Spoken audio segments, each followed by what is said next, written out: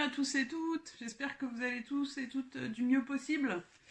Je voulais commencer par vous remercier pour les commentaires et recommandations de lecture que vous avez fait suite à ma dernière vidéo que j'ai postée il y a une semaine. 2 vidéos en une semaine, je suis en vacances. Donc il y a une semaine, j'ai posté une hors-série sur un tag livre, tricot. Mais on parle de livres en fait et de lecture avec un super tag qui a été fait par Tricorelli, dont j'aime beaucoup la chaîne. Elle aborde plein de sujets divers et variés, dont le tricot et la lecture sur sa chaîne. Donc c'est Tricorelli. Je vous mettrai toutes les infos comme d'habitude en dessous de la vidéo. Et merci beaucoup, j'ai eu plein de recommandations de lecture. J'ai adoré échanger sur les livres. Donc merci à tous et toutes. Et aujourd'hui, c'est le 4e épisode de mon podcast tricot. Donc moi c'est Maud Imaginaire sur les réseaux sociaux. Et on est là pour parler tricot avec des projets finis et des projets en cours. Et voilà, c'est parti. Donc aujourd'hui, je vais commencer par vous parler de ce que je porte. La dernière fois, je l'ai fait à la fin de l'épisode et c'est nul à la fin. Donc aujourd'hui, je porte un des premiers pulls que j'ai tricoté, enfin parmi les premiers.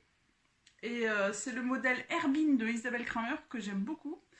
Il était très sympa à tricoter. Donc c'est un point texturé sur tout le corps.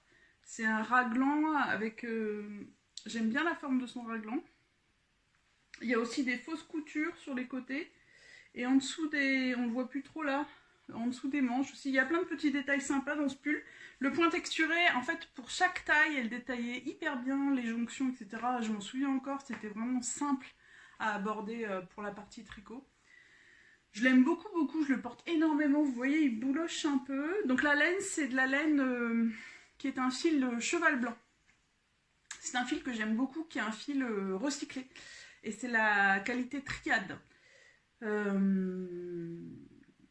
Donc c'est un fil recyclé, il contient du coton, des autres fibres. Je pense que dans le processus de recyclage, ils ne peuvent pas forcément contrôler la composition exacte. Donc il y a des autres fibres, il y a du coton et de la laine. Le toucher, il n'est pas laineux, on sent bien le coton, un petit peu le polyamide, je pense. Mais du coup, le recyclage, ça donne, je ne sais pas si vous voyez bien avec la lumière aujourd'hui, mais ça donne un effet chiné, il y a des petits bouts de orange et tout. Et moi, ce que j'aime bien aussi, c'est que c'est déjà, c'est un fil accessible. Hein, il coûte 3,50 € la pelote, je crois. Mais ce que j'aime bien aussi, c'est que, en fait, j'aime bien tricoter, moi, les fils un peu plus épais. La fingering, j'ai du mal. J'ai du mal à la fois parce que c'est long, mais aussi parce que le rendu hyper fluide, j'aime pas trop. Et du coup, là, c'est un intermédiaire, en fait. Comme il est coton, c'est un fil avec plus épais. Donc au tricot, voilà, c'est plus épais. Ça donne un rendu plus épais. Mais c'est pas chaud comme peut l'être un autre fil DK ou worsted, quoi. Donc ça fait un peu... c'est un pull que je mets beaucoup et que je peux mettre au travail aussi, même quand on est bien chauffé. Parce qu'à la maison, il n'y a pas de problème, je peux mettre plein de mes gros pulls. Mais donc voilà. Il bouloche un peu. Mais je l'ai mis énormément, franchement... il bouloche un peu, je l'ai lavé 1 ou 2 fois en cycle normal vu que c'est un mixte de fibres. Il bouloche un peu, je l'ai jamais essayé de le raser. Mais donc voilà, et en fait l'encolure, on reparlera d'encolure tout à l'heure, mais je la trouve un peu trop évasée. Et aujourd'hui je portais aussi, mais je l'ai enlevée parce que c'est la 2e fois que je commence cette vidéo. J'ai eu un raté. En fait j'avais le nez qui coulait. Mais du coup, comme l'encolure, elle est un peu évasée pour moi, je porte un châle avec. Et ce châle, c'est une de mes premières pièces tricotées aussi. C'est un des rares châles que j'ai en fingering, il faut que je m'en fasse plus.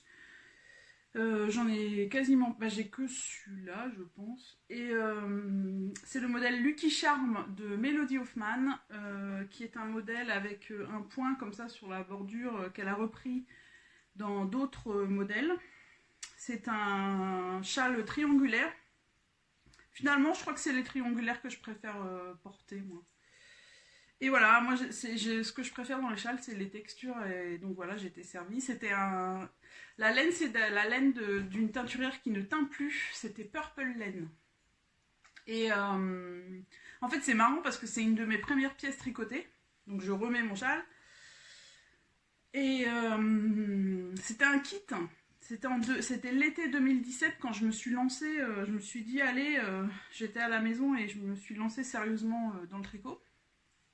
Mais j'étais incapable d'aborder les modèles tricot, les métrages, les grosseurs, les échantillons, tout ça c'était hyper flou pour moi, hyper flou.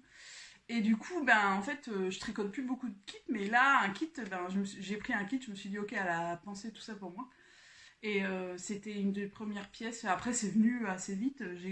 J'ai tricoté mon premier pull, je crois, en octobre 2017. Mais c'est marrant. Au début, les kits, ça nous aide bien. Ça nous aide à rentrer dans des modèles qu'on ne peut pas forcément aborder seul. Donc c'est marrant de penser à ça. Donc voilà, c'est un des seuls châles fingering que j'ai et que je porte. Donc voilà pour ce que je porte aujourd'hui. Et alors, mon projet fini. J'ai 2 projets finis. Donc le premier projet fini, je vous mettrai une photo ici. Et le premier projet fini, c'est un projet dont je ne vous avais pas parlé au dernier épisode. Parce qu'en fait, j'étais en train de tricoter le jersey en rond, donc c'était pas très intéressant. Mais je vous en avais parlé, je pense, à l'épisode 2. C'est le modèle, le Steel Point Sweater de Tiff Nelan en knit. Je mettrai toutes les infos. Et une photo même. Et voilà. C'est un pull qui m'avait vraiment plu pour son encolure. Je la trouve vraiment magnifique. En fait, c'est de la dentelle. Donc déjà, on commence par le haut et on finit en bas. La construction est assez simple. C'est un empiècement circulaire. Donc il y a des rangs où on a beaucoup d'augmentation d'un coup. Le haut, en fait, il y a ce jersey qui roulotte, mais c'est tout en finition. Il y a aussi un peu des rangs raccourcis dans l'arrière. Donc l'arrière de l'encolure est plus élevé que le devant. Et donc il y a cette dentelle sur laquelle j'avais flashé en fait, qui est... Ce que j'aime bien, c'est qu'il y a des mailles glissées dans la dentelle. Il y a un bout de pelouse aussi. Il y a des mailles glissées. Elle n'est pas forcément symétrique. Il y a ces petits grappes de nopp que j'aime bien. Je les aime bien quand elles sont à plusieurs, les nopp. Et vraiment, ce motif de dentelle, je le trouve très original. En fait, le modèle, j'avais bien aimé quand je l'avais vu sur la designeuse. Et c'était une version en mohair qui m'avait décidé à faire ce modèle. Parce que je trouvais que le rendu dans un fil un peu plus flouté, avec le mohair par exemple, c'était vraiment sympa. Et c'est pour ça que j'ai choisi ce fil, qui est de la laine, je vous en avais déjà parlé, qui est une laine ariégeoise que j'ai trouvée chez Aurélie, donc un instant chez moi, qui est la pure poulette, qui nous retrace tout le processus de fabrication de leur laine, qui est une laine Hansfire, et qui est non teinte. Donc au début, quand j'ai vu les pelotes, en fait, je pensais que ça serait blanc, même un peu jaune. Finalement, en le tricotant, je ne sais pas si vous allez le voir aujourd'hui, mais il y a vraiment un effet chiné. En fait, dans ce blanc, il y a des poils un petit peu grisés. Et donc, ça donne un effet chiné vraiment sympa. Donc, c'est pas blanc pur. Et j'aime vraiment ce rendu. Donc voilà, après on continue. Donc moi, j'ai choisi cette laine parce que, en fait, ce fil... il donne un effet un peu... J'avais fait son échantillon et j'avais vu qu'il donnait cet effet. C'est pas du mohair évidemment, mais la définition du point n'est pas extrême sur ce fil, et des fois c'est bien. Donc du coup, j'avais choisi ce fil parce que justement, il y avait un effet un petit peu flouté dont j'avais envie pour ce pull, pour ce modèle. Donc après on descend. Et j'ai posté des photos sur Instagram. Donc après, on fait cette bordure en dentelle. Cette dentelle-là, je l'aime un peu moins. Je la trouve un peu banale, j'avoue. Et en fait, j'avais posté des photos sur Instagram. Avant blocage, ça roulotait vraiment beaucoup, beaucoup, beaucoup. Henriette, et j'ai écouté Henriette du fil d'Henriette sur Instagram, parce qu'elle est parfaite. Elle m'a dit d'attendre après le blocage pour voir si ça s'arrangeait, et ça s'arrange vraiment. En fait, là, vous voyez, je viens de le bloquer, ça fait vraiment un tissu très...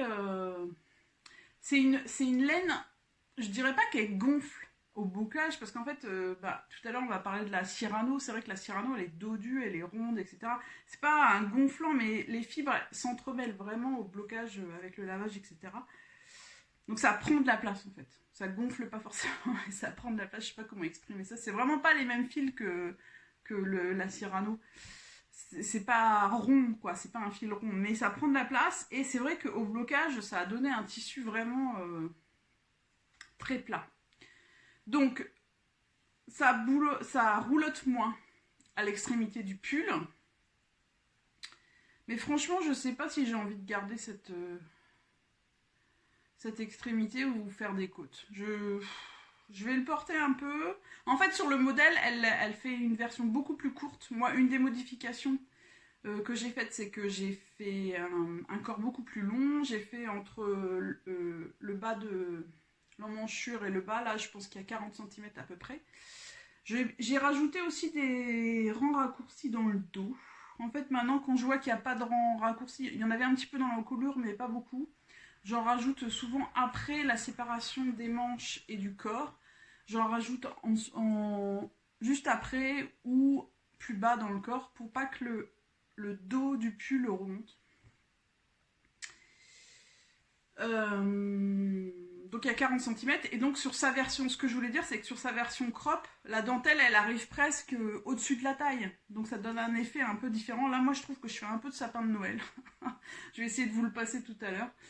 Je vais faire j'ai pas fait des photos portées encore, mais j'en posterai à minima sur Ravelry, mais je vais essayer de l'enfiler tout à l'heure. Et donc voilà, je suis pas encore vraiment décidée sur cette bordure là. Donc les manches, j'en ai tricoté 3,5 on va dire, au lieu de 2. En fait ça se voit sur la photo du modèle, l'emmanchure elle est vraiment très resserrée, et les manches elles sont très très fitées. J'ai fait aussi une taille plus serrée, plus fitée que ce dont j'ai l'habitude. Donc moi en tour de poitrine je fais à peu près 103-104 cm. Et j'ai choisi de faire une taille, j'avais de bon échantillon, j'ai choisi de faire la taille 110 cm. Donc c'est plus fité de ce dont j'ai l'habitude de porter. Et c'est vrai que les manches elles étaient très fitées. J'ai tricoté une manche entière, j'ai essayé.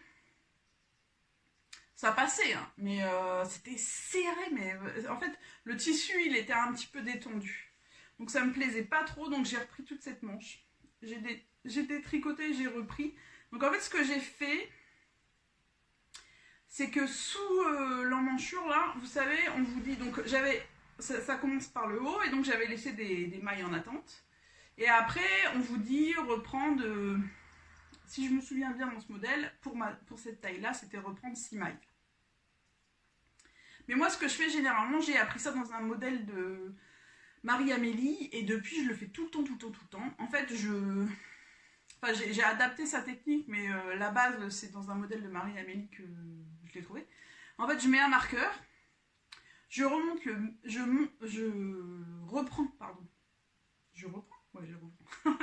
je reprends le maximum de mailles. Quand j'ai fini de relever les mailles, donc quand j'ai fini de relever les mailles, je remets un marqueur et je repars en fait sur mes mailles qui sont en attente. Donc là par exemple, au lieu de relever 6 mailles, j'en avais relevé 12. Et ce que je fais sur les rangs suivants, c'est que je fais des diminutions. Donc ça forme comme un espèce de gousset sous la manche. Et je fais des diminutions sur les rangs suivants pour arriver au bon nombre de mailles normalement pour la manche. J'ai fait ça. Au départ, j'ai relevé 12 mailles, il en fallait 6, et j'ai fait 6 diminutions pour avoir entre mes deux marqueurs le bon nombre de mailles que je devais relever au départ. Donc la première fois que j'ai tricoté cette manche, c'est ce que j'ai fait. Sauf qu'elle était bien trop serrée. Donc ce que j'ai fait, c'est que j'ai tout détricoté. J'ai relevé cette fois-ci, pareil, 12, 13 mailles, je sais plus trop, mais je mets mes deux marqueurs pour me repérer. Et je n'ai pas diminué. J'ai gardé en fait toutes les mailles que j'avais relevées sous l'emmanchure. Donc ça, c'est vraiment une façon de moduler sa taille si une manche est un peu trop serrée. En tout cas, c'est une façon auquel j'ai pensé pour moduler la taille. Après, ce que j'ai fait, c'est que j'ai fait une manche toute droite. Et j'ai fait des diminutions. Vous voyez, mes diminutions, elles sont pas parfaites, mais c'est pas grave. Donc j'ai fait des diminutions assez fortes avant le poignet. Et c'est pareil, dans le patron, elle donnait aucune finition pour le bas de la manche. C'était que du jersey. Mais du coup, j'ai rajouté ces petites côtes torse là. Et j'ai fait pas mal de diminutions. Donc je m'y suis reprise aussi pareil à 2-3 fois. Donc je suis arrivée à peu près à 40 mailles ici. Pour un échantillon de 18 mailles au 10 cm. En jersey. Donc voilà, j'ai un petit peu galéré sur cette manche. Mais là maintenant je la trouve très sympa. C'est clairement... c'est un modèle beaucoup plus fité que ce dont j'ai l'habitude de porter. Mais en fait, moi, naturellement, je vais toujours vers des pulls hyper larges et finalement après, bah, je les porte, mais sous un manteau ou en double couche et tout ça, c'est bien aussi d'avoir des pulls chauds un peu plus fités. Ce fil, il y a 18 mailles, c'est un peu l'échantillon que j'ai pour la Gilliatt, mais finalement, le tissu qu'il donne n'est pas aussi épais. Je le trouve assez fin, finalement. Je pense que ça va être bien chaud.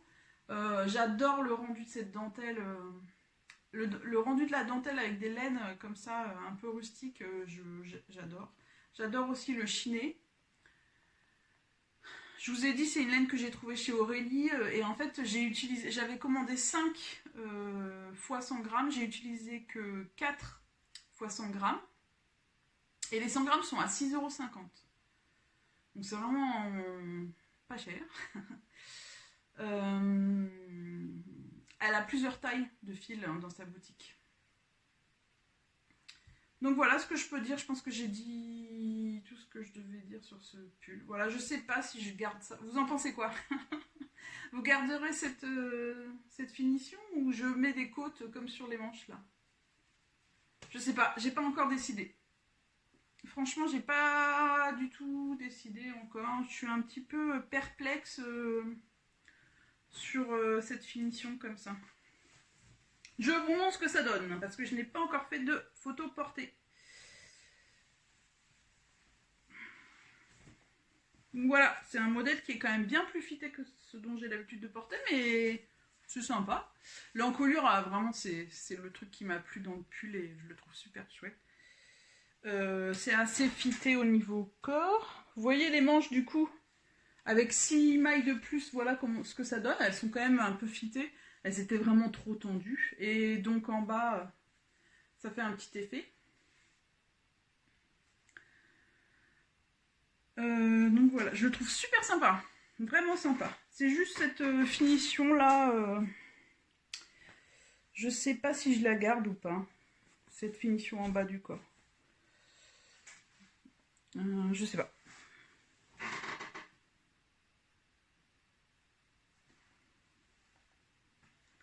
Je sais pas. Donc voilà. Non, moi je vais le garder en fait. Donc voilà pour ce premier projet fini. J'en suis très contente. Je suis toujours en train de réfléchir pour ma finition de bas du corps, mais sinon, j'en suis super contente. Deuxième projet fini, c'est le modèle, donc celui-là je vous en ai pas du tout parlé la dernière fois parce que ça m'a pris l'envie de le tricoter d'un coup et je l'avais pas commencé au dernier épisode. C'est le modèle Calta de Marie-Amélie Design, je vous mets la photo maintenant. Donc en fait ce modèle, j'avais des pelotes de laine Cyrano de la marque Dererum Natura, donc moi j'ai pas mal tricoté la Gilliatt. Je pense que c'est le même mélange avec du mérino d'Arles, etc. que la Gilliatt, mais le fil est beaucoup plus épais. C'est vraiment un fil complètement différent de celui-là. C'est un fil très très rond, très très rebondi. Il donne beaucoup de volume au tricot. Et en fait, j'avais le coloris sauge.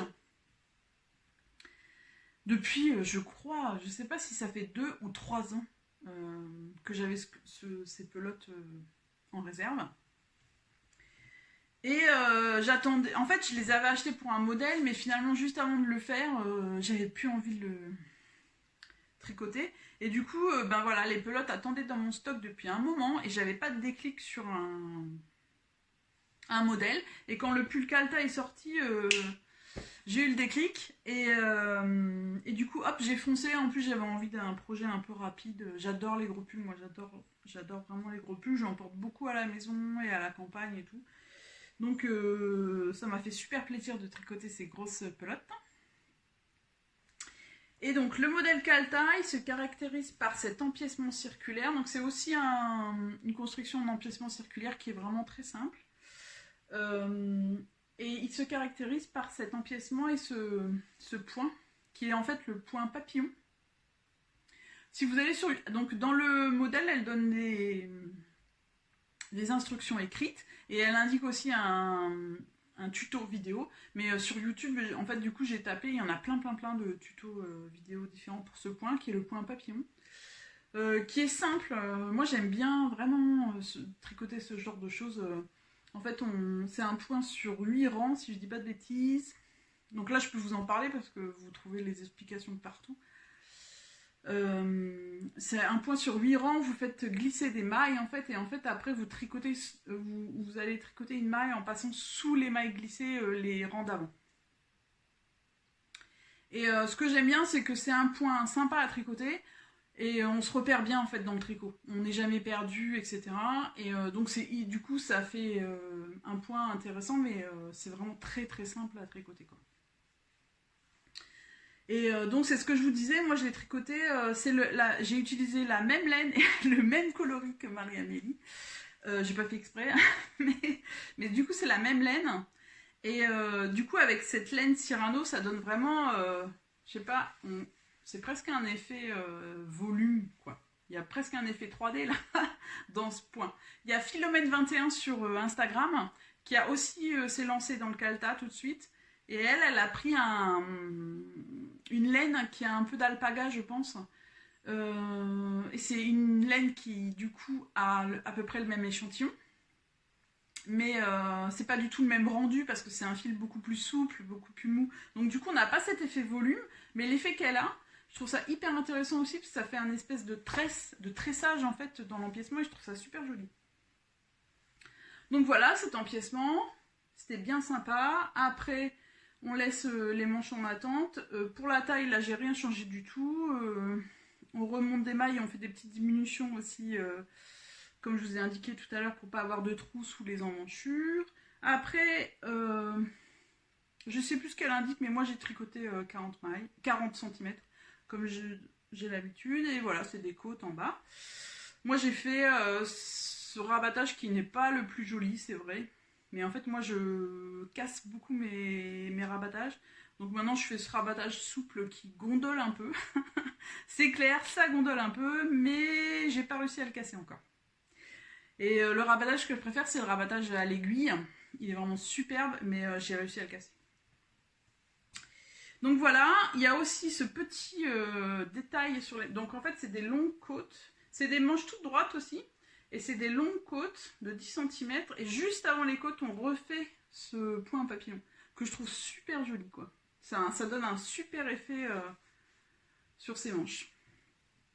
Donc voilà, ce modèle, je l'ai tricoté super vite.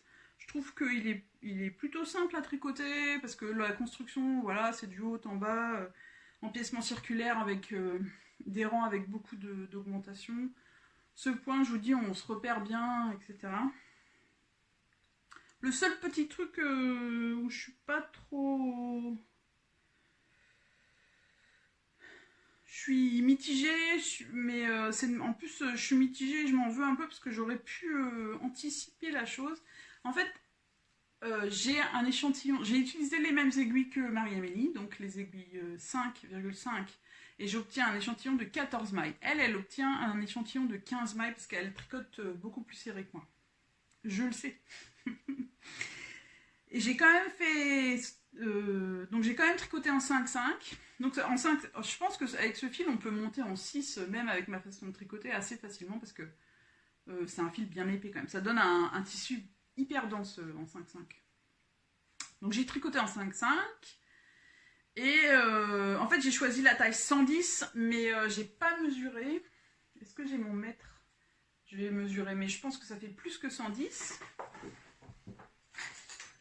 Et j'avais plus ou moins... Ça, j'avais anticipé. Ça fait plus que 110, je pense.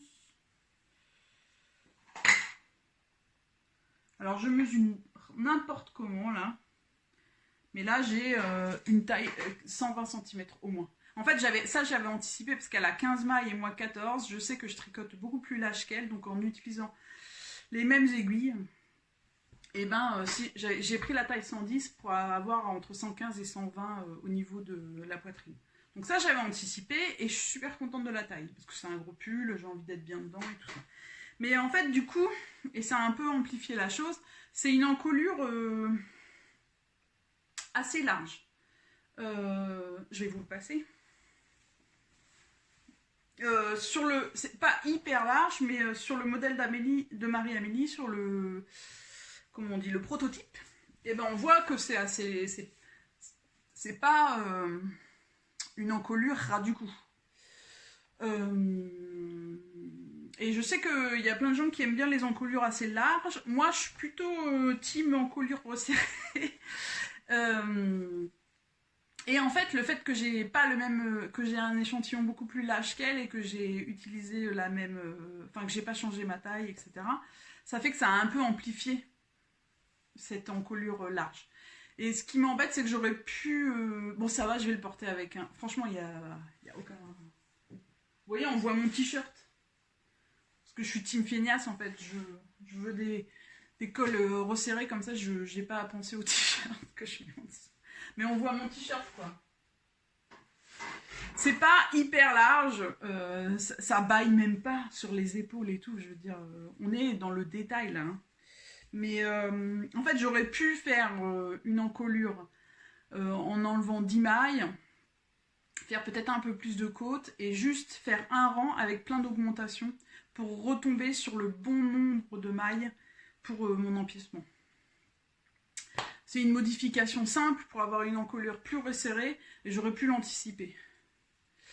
Mais c'est vraiment, là je vous parle vraiment du détail parce que je l'adore. Vous voyez donc ce motif, donc ah oui, l'autre modification, non j'ai fait aucune modification, mais la seule modification que j'ai faite, c'est la taille des manches. En fait, chez Marie-Amélie, je sais plus les mesures qu'elle indique, mais moi je fais toujours 40 cm à peu près.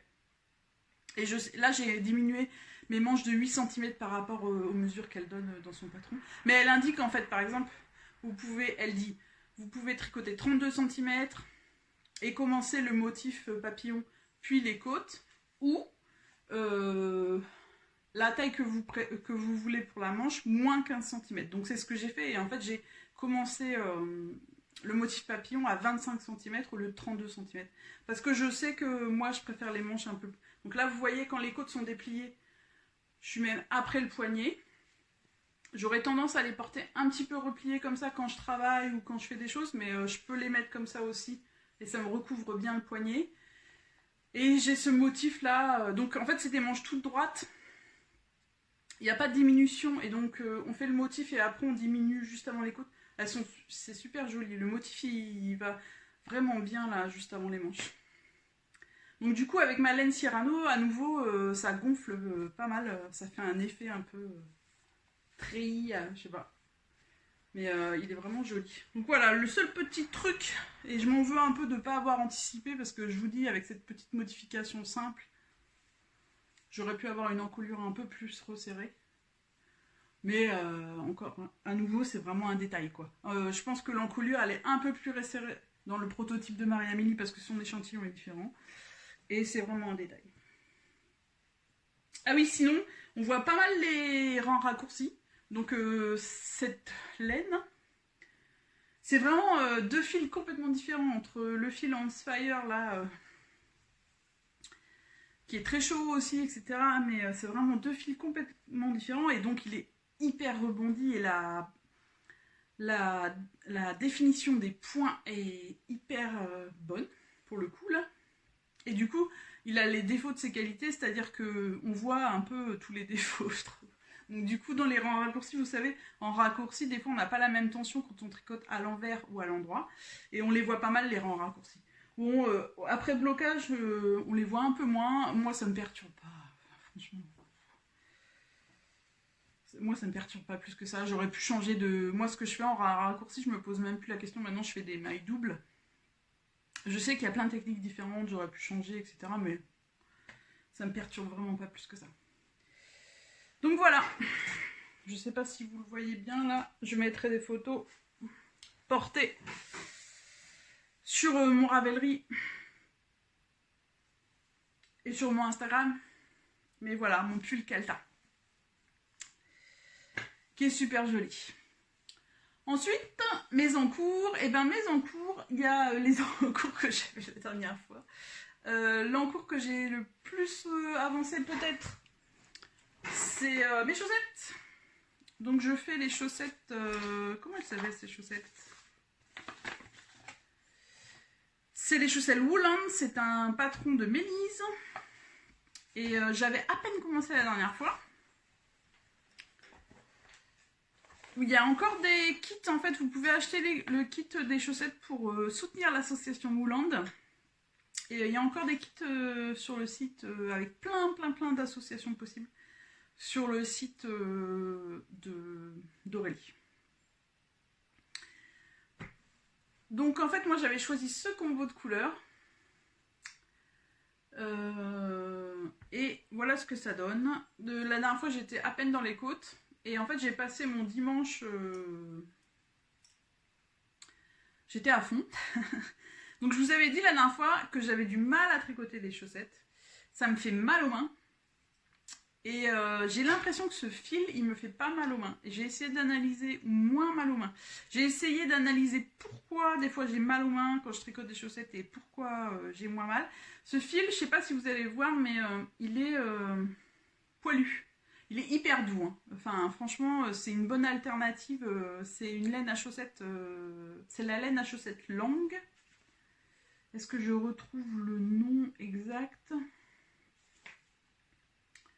Je ne pense pas.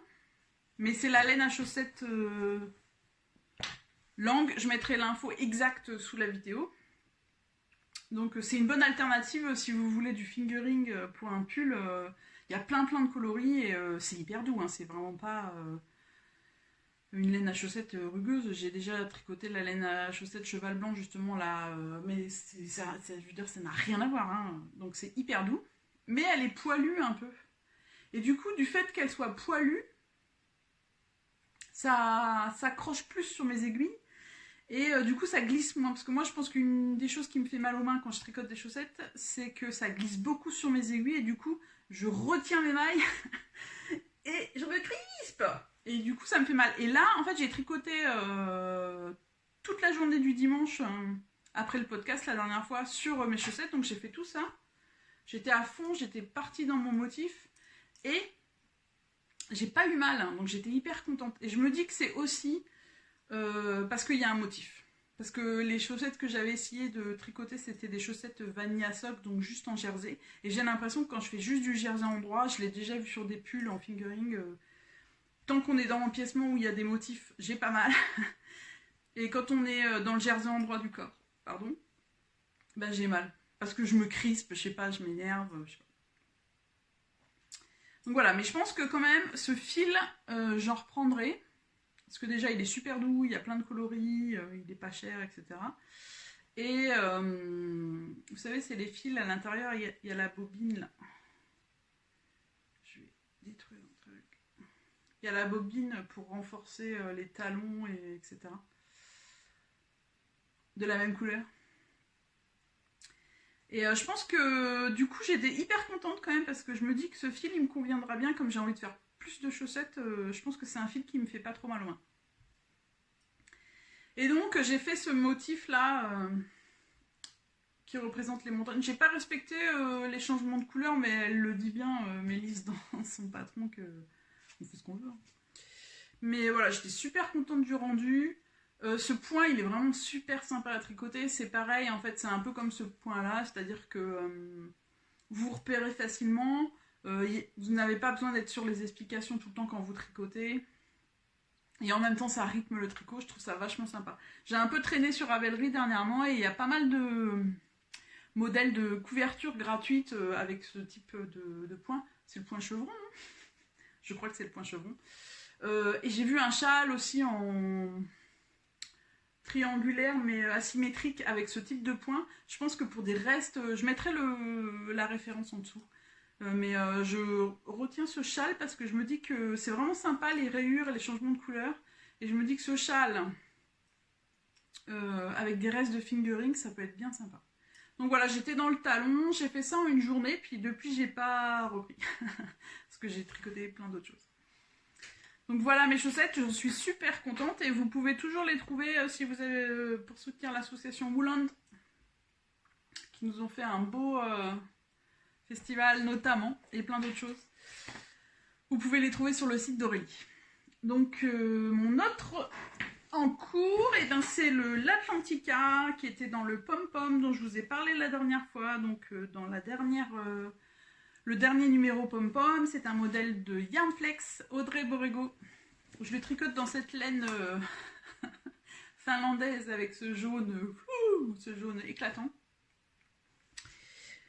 Qui est un fil non superwash, beaucoup plus fin que ce que je pensais. Mais voilà, donc en fait, je sais plus où j'en étais la dernière fois, mais j'étais, je pense, dans les... J'ai fait...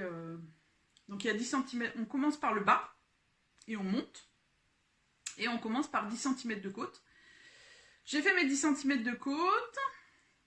J'ai pensé pour une fois, parce que vous savez, quand on tricote des côtes, c'est plus joli à l'intérieur qu'à l'extérieur. Et au dernier rang, en fait, de côte, j'ai pensé à faire un rang raccourci pour inverser mon tricot. Et pour avoir le côté qui est plus joli à l'endroit. J'y pense jamais d'habitude. Donc j'ai fait ça. Et après j'ai commencé la grille de dentelle. Donc du coup, il y a des nopes, il y a des mitors. C'est un motif que je tricote le dimanche.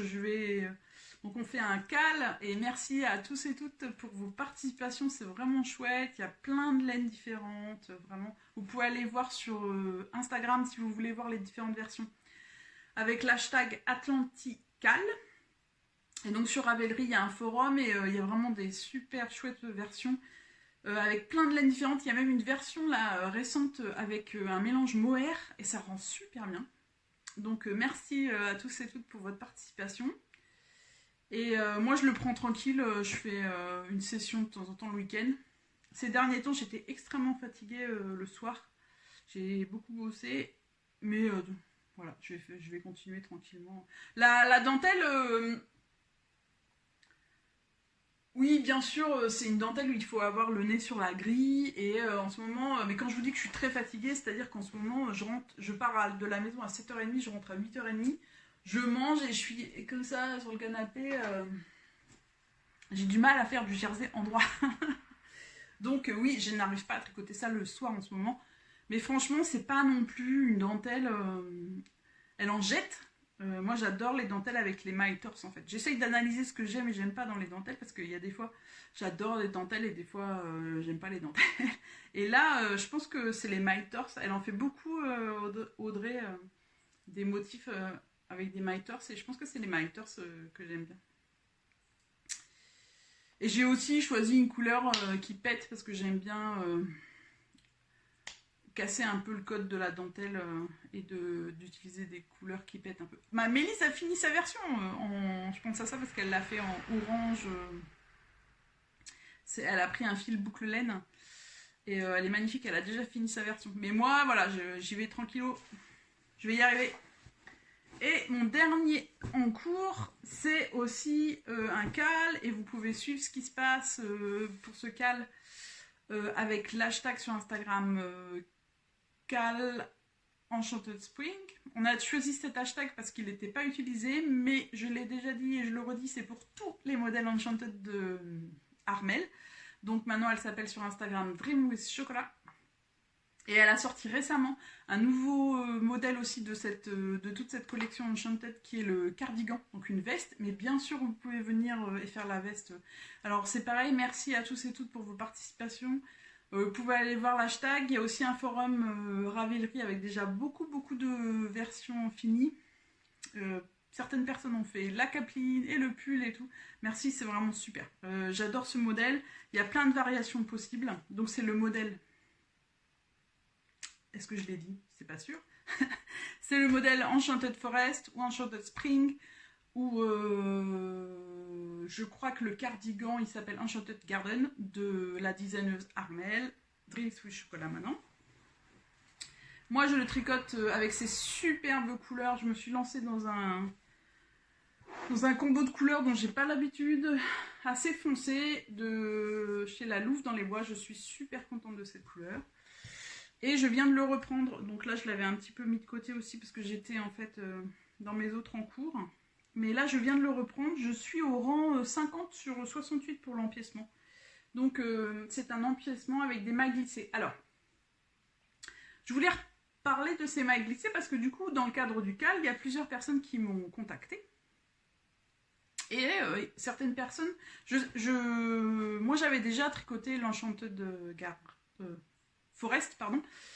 Donc, je savais comment ça fonctionnait, mais il y a plusieurs personnes qui sont un petit peu perturbées par cette grille et cet empiècement. Donc, c'est en fait, vous voyez, il y a des motifs. Donc là, c'est le motif, je suis cette fois-ci le motif Enchanted Spring, et c'est des motifs qui sont formés par des mailles glissées. Il y a donc 2 couleurs. Mais déjà, par rapport au jacquard, en fait, on travaille avec une seule couleur. Donc vous voyez, là, j'ai mon début de rang et j'ai une couleur qui attend, donc la couleur verte. Et là, en ce moment, je suis en train de faire un rang avec la couleur rose, qui est la couleur sorbet. Donc, en fait, on tricote une couleur à la fois. Donc déjà, ça, c'est bien plus simple que... Enfin, par rapport aux manipulations de fil, c'est vraiment simple à gérer. Ensuite, les motifs sont formés par des mailles glissées. Et en fait, c'est vrai que là, je l'ai repris avant-hier. Et quand je reprends la grille, je retourne sur les explications. Mais finalement, ces mailles glissées, qu'on glisse à droite ou à gauche, ça forme des feuilles ou des fleurs, etc. Et assez vite, ça devient intuitif. On fait glisser la maille à droite ou à gauche pour former la feuille. Donc, sur un rang, on fait glisser des mailles. Et sur l'autre rang, en fait, on tricote tout. Simplement, sauf les mailles qui ont été glissées, on les tricote torse. Donc il y a un rang où il y a des petites manipulations de mailles glissées à droite, à gauche, etc. pour former ces motifs. Et sur un rang, c'est assez simple, on tricote tout sauf les mailles glissées en torse. Donc un rang sur 2, c'est presque repos. Donc tout ça pour dire que ouais, j'ai discuté avec plusieurs personnes. N'ayez pas peur de cet empiècement, ça en jette à fond, il est magnifique ce modèle, mais c'est pas si compliqué que ça. Et si vous avez des soucis, ben, n'hésitez pas à nous rejoindre, il n'y a aucune date d'inscription, etc. Et il y a plein de gens qui ont déjà fini soit leur capeline, soit d'autres modèles, donc n'hésitez pas à venir.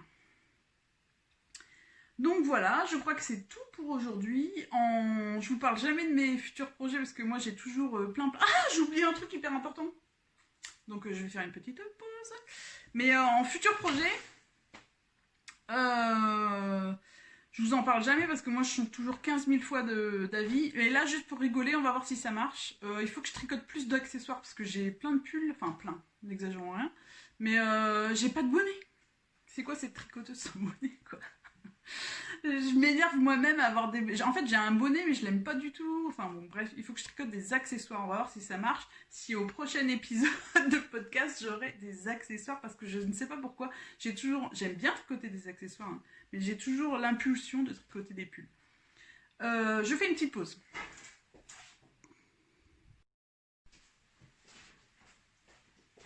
Me revoilà, parce que je voulais vous parler de ces bottées laineuses. Alors figurez-vous que je m'étais dit que j'avais beaucoup de laine quand même ces derniers temps. Je me dis jamais que je ne vais pas acheter de laine, que je suis en no-buy ou je ne sais quoi, parce que je me connais. En fait, je gère moins bien la frustration que mon neveu de 5 ans. C'est-à-dire que je sais, donc par exemple, moi j'ai beaucoup de variations de poids, anecdote complètement hors sujet, et parfois le médecin me dit, il faut que vous fassiez attention à votre alimentation. Et je sais que s'il me dit ça, je vais aller à la cantine, je vais manger des frites, de la mayonnaise et une friture. En fait, donc je ne me dis surtout pas que je n'achète pas de lait. Mais après le festival Wooland, je trouvais que j'avais beaucoup de laine et je me suis dit qu'il fallait que je profite de mes laines et j'ai pas envie d'accumuler trop de laine quand même. En plus, j'ai peur des mythes. Ça, c'est à cause de Audine Ariège, qui m'a parlé de ses mythes et j'ai peur des mythes. Donc voilà. Donc ces derniers temps, j'ai pas acheté trop de laine depuis le festival Wooland. Et figurez-vous que j'en ai gagné. Donc en fait, c'est Déborah, des petites potions. Voilà son logo. Elle a un super podcast, allez voir sur sa chaîne YouTube. Et elle fait des super belles laines. Elle a fait un concours et j'ai beaucoup aimé son format de concours parce que je trouvais que ça nous faisait cogiter et imaginer des choses. Et c'était poster une photo avec le hashtag et pour thème libre d'interprétation selon ce que vous avez envie, ensorcelle ta laine pour Samhain, si je le dis correctement. Et Samhain, en fait, c'est la célébration qui précédait la fête de la Toussaint catholique maintenant, mais ça précédait cette fête-là. C'est la fête païenne qui correspond à peu près à la fête de la Toussaint. Donc du coup, il y a différentes façons de la célébrer, etc. Mais du coup, le thème, c'était ensorcelle ta laine pour Samhain. Et moi, j'ai trouvé ça super sympa. Je me suis renseignée sur Samhain, comment c'était célébré. Il y a des gens qui célèbrent la nature. Il y a des gens qui célèbrent par la lumière, un feu de joie, etc. C'est aussi la célébration de nos proches, passés ou futurs. Qu'est-ce qu'il y avait d'autre? Enfin, il y avait plein de choses. Donc du coup, j'ai trouvé ça super sympa. J'ai trouvé ça sympa ce format aussi de concours. Du coup, j'ai cogité et puis j'ai posté une photo. Je m'attendais vraiment pas à gagner, franchement, mais c'est juste que je trouvais ça sympa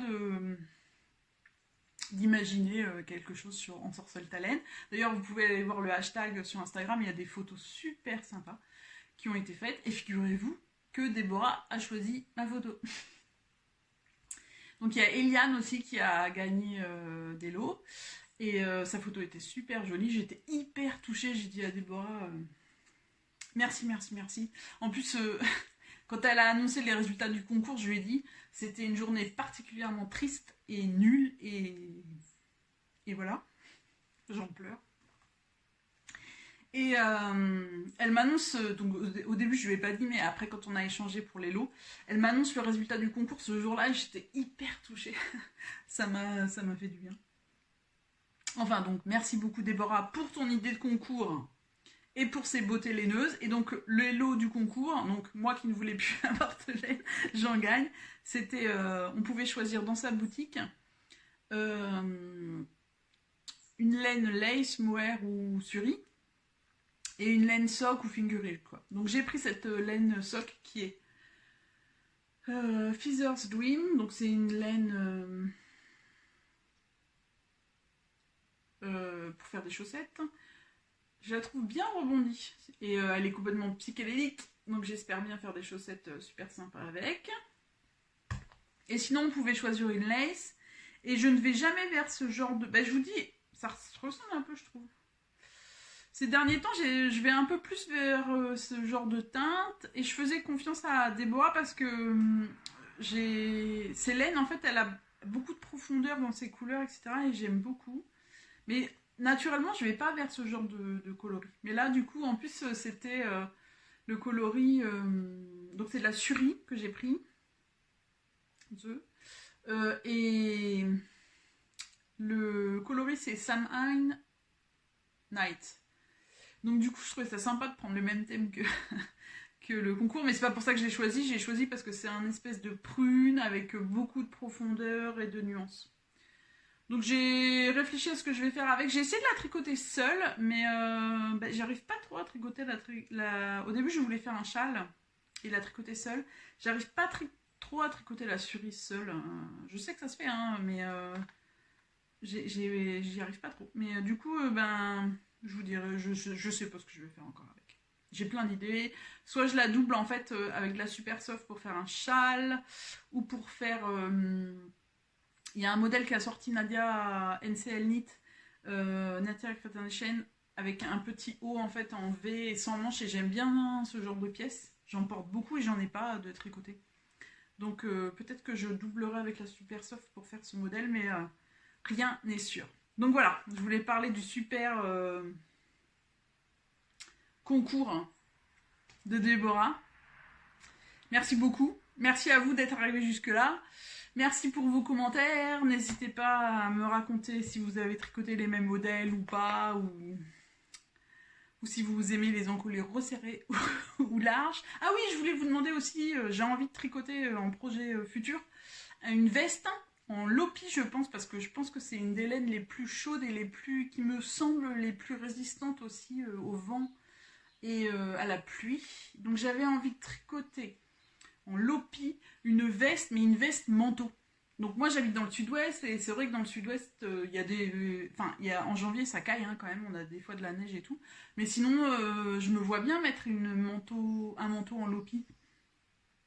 Et donc je suis en train de fouiner un petit peu sur Ravelry pour trouver un modèle de veste manteau d'extérieur.